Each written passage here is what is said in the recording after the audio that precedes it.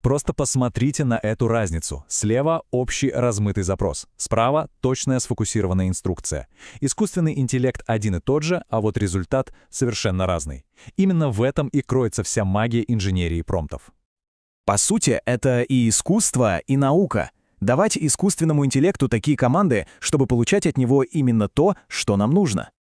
И чтобы разобраться, как это все работает изнутри, мы будем опираться на ключевые идеи из работы Ксавье Аматриана. Она отлично помогает разложить по полочкам все, что известно об этой новой и очень быстро растущей области.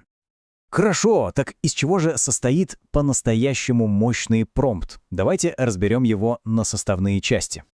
Начнем с самых основ. Промпт — это не просто какой-то вопрос, это детальная, подробная команда, которая говорит модели не только, что нужно сделать, но и как именно. Так вот, любой хороший промпт — это, как правило, смесь из 4 ключевых элементов. И первый, самый главный — это четкие инструкции. Вот, пожалуйста, пример. Здесь не просто просят «помоги с эссе». Здесь уточняют все — структуру, тон повествования, даже то, каких фраз лучше избегать. И модель получает уже конкретную, понятную задачу, а не что-то абстрактное. Дальше второй элемент — это входные данные. То есть это факты, контекст, тот самый сырой материал, который мы даем модели для работы.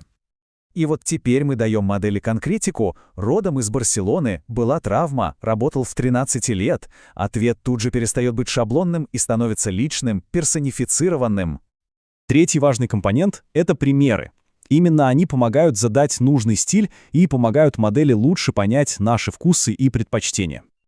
Смотрите, как это здорово работает. Мы просто перечисляем, что нравится, а что нет. Получается, прямо внутри промпта можно собрать такую простенькую, но вполне рабочую систему рекомендаций. Ну и, наконец, четвертый элемент, который все это связывает воедино, это, собственно, сам вопрос. То, ради чего все и затевалось. Но зачем вообще нужны все эти сложности? А все потому, что у больших языковых моделей, как ни крути, есть свои врожденные слабости и фундаментальные ограничения. Ну, во-первых, у них нет постоянной памяти. Их ответы вероятностны, то есть могут меняться от запроса к запросу. Их знания всегда ограничены датой последнего обучения. И самое главное, они могут выдумывать факты, то есть галлюцинировать. Так как же заставить машину быть точнее, логичнее, последовательнее, используя, по сути, просто текст? Ответ в том, чтобы заставить модель рассуждать. И для этого есть одна очень мощная техника, которая называется цепочка мыслей. Идея тут простая. Модель должна не просто выдать готовый ответ, а показать весь ход своих мыслей, все рассуждение шаг за шагом. И вот вам нагляднейший пример. Слева — стандартный запрос и неверный ответ. Справа та же самая задача, но мы добавили простую волшебную фразу «давай подумаем шаг за шагом», и результат правильный. Давайте разберемся в механике. Модель сначала разбивает большую проблему на маленькие части, затем последовательно решает каждую из них, и только потом собирает все эти шаги в один финальный вывод. Она, по сути, показывает свою работу, как в школе, и это резко снижает вероятность ошибки. Но цепочка мыслей — это, конечно, только верхушка айсберга. Для решения по-настоящему сложных задач существуют и более продвинутые инструменты.